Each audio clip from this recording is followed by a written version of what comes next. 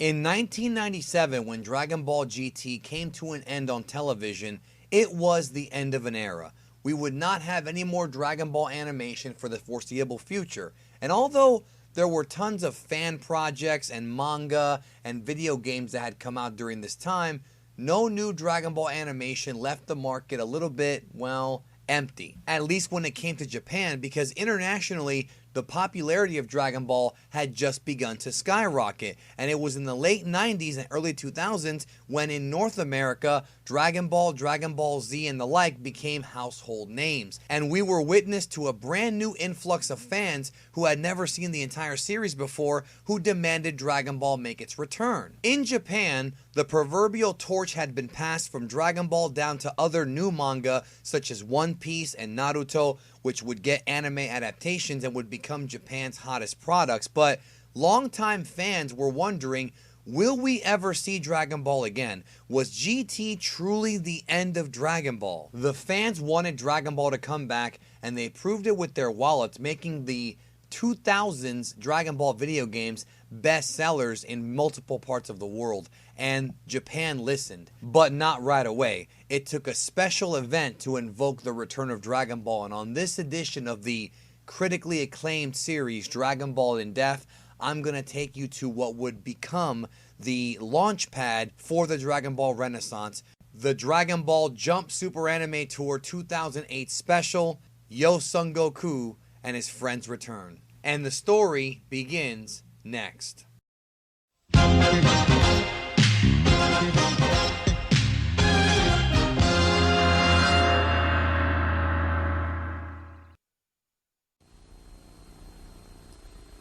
この放送はご覧のスポンサーの提供でお送りします。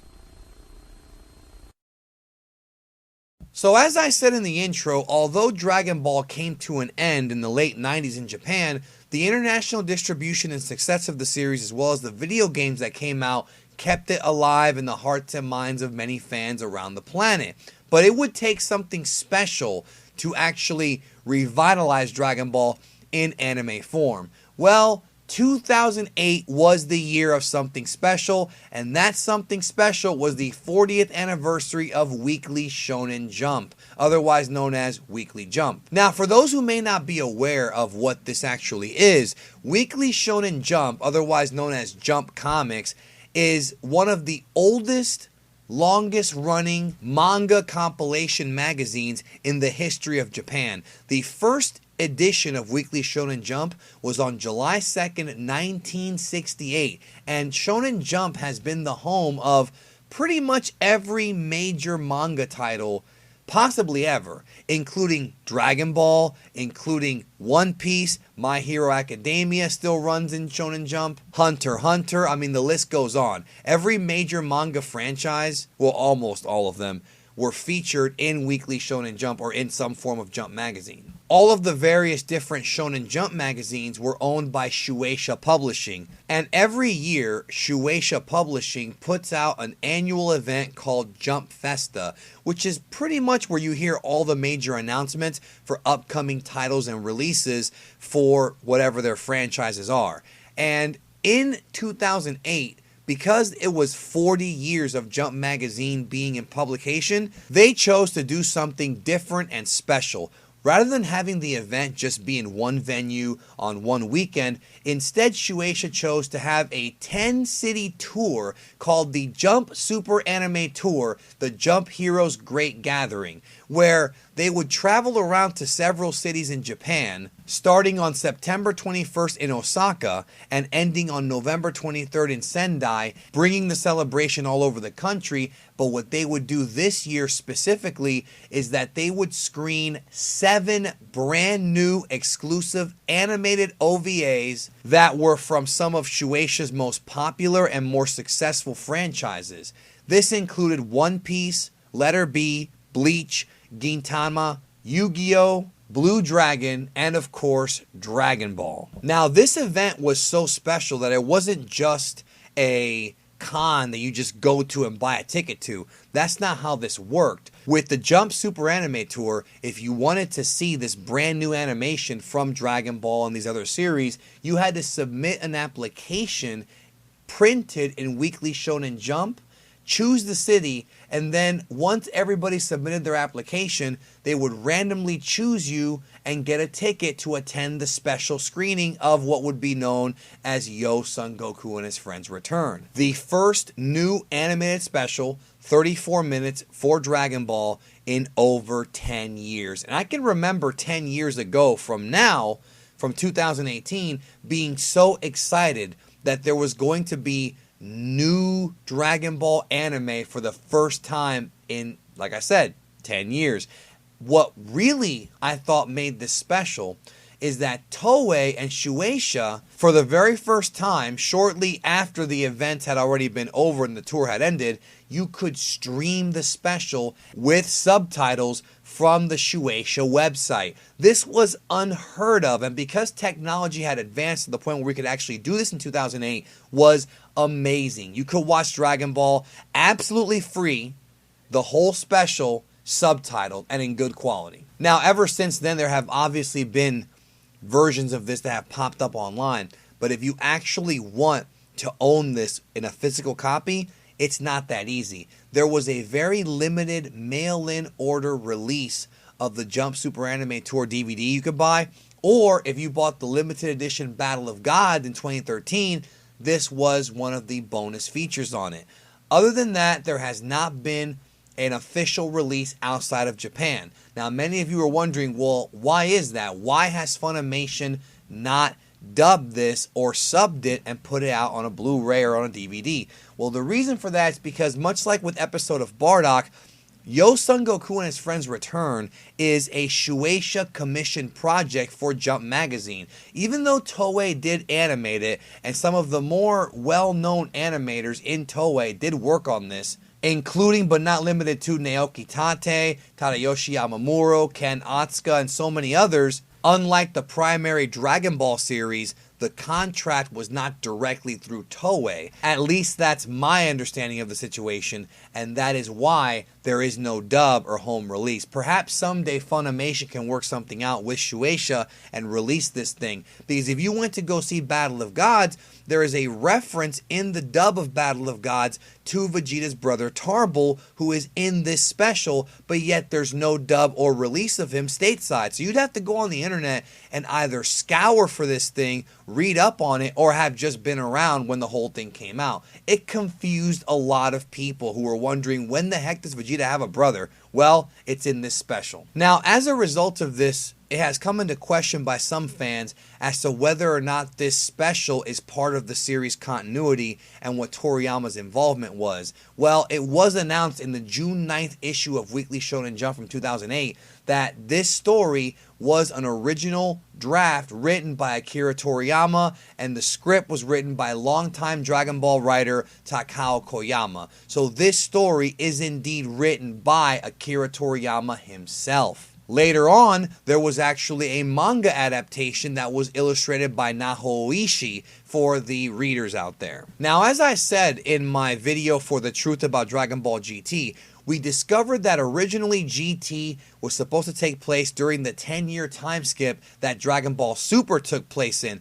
after the defeat of Majin Buu, but before the end of Z and Goku meeting up with Oob. Well, it's interesting that during Dragon Ball Super and even before that Battle of Gods, that Toriyama always seemed to have wanted to explore that time frame, because this special takes place during the 10-year time skip, 2 years after the defeat of Majin Buu and 2 years before the events of Battle of Gods, which at the time hadn't really been a thing. They didn't know they were going to do a movie called Battle of Gods, but that's where it takes place. This special was a momentous occasion for Dragon Ball fans, because not only was the original cast back doing the classic voices like Masako Nozawa, Ryo Horikawa, Hiromi Sudo, etc., but we also had the classic Kikuchi score, the old school Dragon Ball and Dragon Ball Z jingles back in this story. But it also introduced a brand new intro featuring Chala Head Chala, but with the Buu Saga characters, which I absolutely adored. What a great Easter egg this was. Just incredibly awesome. But anyways, 2 years after the death of Kid Buu, Mr. Satan is having a special hotel being built in his honor. So there's going to be a big party, but it gets interrupted by forces from outer space, as expected, and some brand new characters. We are introduced to Vegeta's younger brother, Tarble. Now, a lot of people throw the word ass pull around when it comes to Toriyama storytelling, and sometimes it's not really an accurate statement, but when it comes to this, there was no hint whatsoever in the entirety of the Dragon Ball manga or Dragon Ball and Dragon Ball Z anime that Vegeta had a brother. This is a brand new thing that Toriyama literally came up with for this special. So we find out that Vegeta does have a younger brother named Tarble, which of course the pun is Vegeta Table, like vegetable, Tarble. That's where it comes from. Pretty easy to figure out. And we find out that Tarble many years ago was sent off to some remote planet and kind of dumped.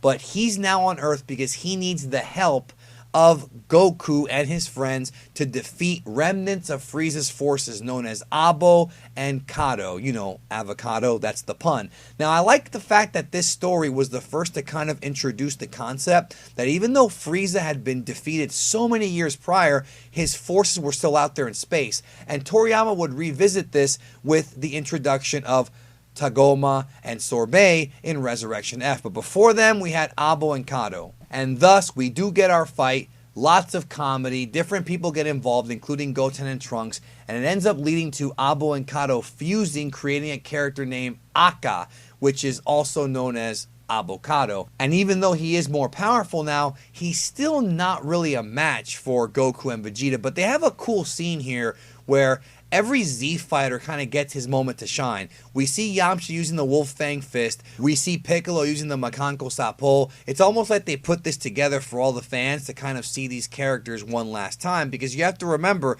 when this special came out, there were no plans to do Battle of Gods or Dragon Ball Super or any of that stuff. This could have legitimately been the final Dragon Ball anime that we ever got.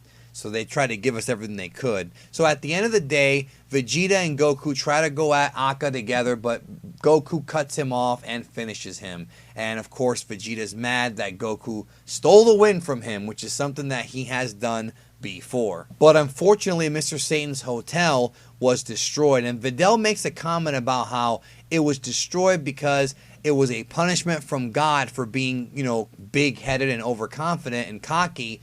But that's interesting because Dende was like right there. He could have just asked him, but whatever. This special, I don't think, is really meant to be taken that seriously. One of the big criticisms I've seen is people talking about how there's a bit of a plot hole here because the special takes place 2 years after Majin Buu was beaten, but yet regular people know that Mr. Satan saved them from Majin Buu. But if you remember in the series, the dragon removed all their memories of this happening. However, it could be possible that the only memories they removed were that of Fat Buu. So that's always kind of a way out of that. Even though I think it's still kind of a plot hole, I'm not going to cover that up. But in the manga version, it was stated that the world did remember Mr. Satan saving them from something, but they don't remember what it was. So I guess that's the best explanation right there. But either way, this special is a bit of an anomaly because it introduces Tarble. We have him referenced in Battle of Gods, the movie, but Dragon Ball Super does not mention him whatsoever, which I thought was very, very strange. At least I don't remember him being mentioned. Also, Abo and Kado do not die. They end up eating with the Z Fighters at the end of the film. So, presumably speaking, Abo and Kado stay on Earth. And we have no idea about what the ultimate fates are of Abo, Kado, or Tarble and his wife. We just never hear from them again.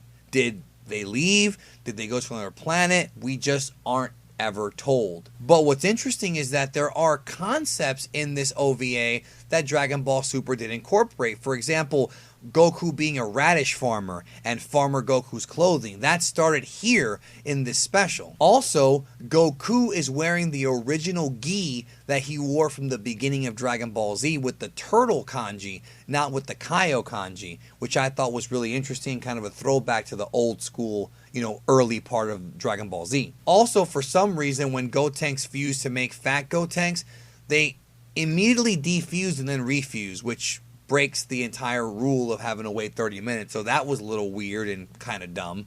But there are cool Easter eggs. Like, for example, when Gohan's on the computer talking to Videl, you can see icons of Toribot and Nekomajin. Now, I've already done a video on Toribot, but I will probably be covering Nekomajin in the future. So even though Yo Son Goku and his friends return was meant to be just a one-off kind of reunion special for the whole Dragon Ball cast and the fans, it wound up being a lot more than that, as people all over the world became aware of this thing and were trying to find copies of it online, and for a short time, it really quenched the thirst of many Dragon Ball fans because they finally got some new stuff.